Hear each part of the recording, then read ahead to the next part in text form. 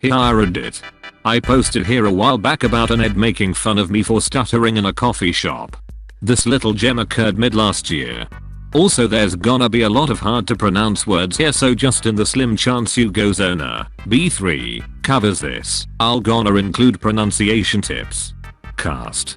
M. Entitled Mother. Pounds, little boy. Og, old guy. Me, yours truly.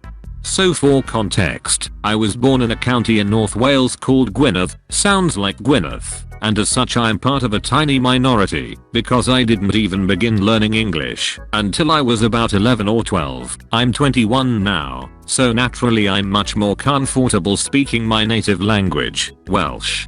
Now, because I wasn't content to be a farmer or a primary school teacher, I moved down south and ended up in Cardiff, where only something like 7% of people can speak any Welsh. No problem, I'm confident enough speaking English by now. I should also preface that I'm autistic and not good with confrontation at all. I also stutter a lot when I speak English. So I've been working in a coffee shop for a little while now, dealing with people and just generally starting to get settled in. One day, I meet a kindred spirit, this elderly man who's been coming in regularly more for company than for coffee. Whenever I see him, I get his order ready right away, and I sit with him when I've got a spare few minutes. I say he's a kindred spirit because he's another native Welsh speaker, but speaks very little English. I find that a bit odd considering he lives in Cardiff, but overly the next few days he tells me about his life. Og tells me how he grew up in Wallally, sounds kind of like Pulshelly, which made me really happy, because I'm from Cynarfon, like Carnarvon, which is just a little ways north. He tells me how he owned a fishing boat and used it to make his living, while his wife worked as a teacher. They moved down to Cardiff together into a really big house when his wife finally retired, and this went pretty smoothly, since she could speak fluent English and handled most things outside. Recently, Og''s wife died of leukemia, which has made life a lot harder for him. The guy had a fantastic sense of humor, and I was happy to sit and keep him company, if only for a little, while here and there. I guess it was nice for him to actually be able to have a solid conversation with someone.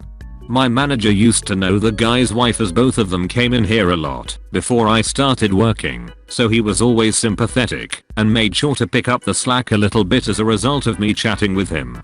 Even though I'm not fantastic at being social, Og had a great outlook on life, even for a widower. He always had the most interesting stories to tell, including one time he recounted how he swam back to shore after his little sailboat capsized in a storm. He always just had this "fuck all of you, I'm my own free bitch" kind of attitude, which I admired a lot. One day we are gibbering away, and M comes over with the little boy's hand clutched in hers. M, shouldn't you be doing your job? Me, oh, it's fine, don't worry. I'm still clearing tables, but my manager asks me to keep an eye on this gentleman. Og is confused at this point, barely understanding a word, so I explain to him that she's just asking about something. M, what? What was that? She's getting really in my face now. Me, I'm starting to get extremely nervous, and I can barely get my words out. M, what did you say to him? Here you are, slacking off.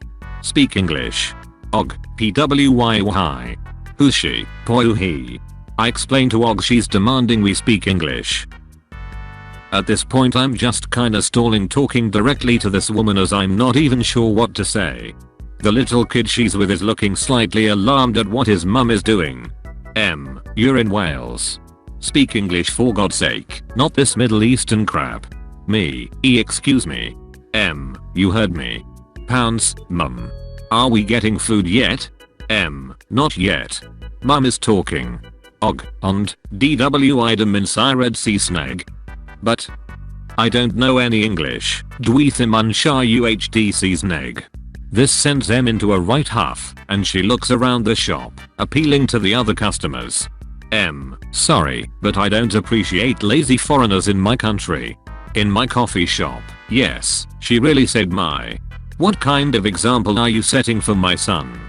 At this point, another customer, who undoubtedly heard Og and I having a very animated conversation, calls to her from the other side of the shop and says, "Hey lady, You're in Wales. They are speaking Welsh. You knew that, right? A few other customers start giggling a bit before shaking their heads dismissively and going back to what they were doing. Stay out of it.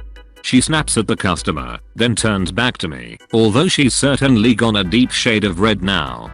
She's obviously doubling down. At this point, I'm just kind of frozen in social anxiety, not sure how to turn my mind words into mouth words anymore. Me, why yeah, we're in Wa. Go on. Say something then.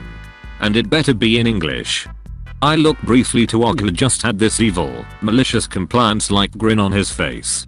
Og, in the thickest Welsh accent you can imagine, turn around, go right now, finger your mum, cheeky cow. Anyone in the immediate vicinity just goes silent and stares. Even I was straight up not expecting that to come out of the guy's mouth.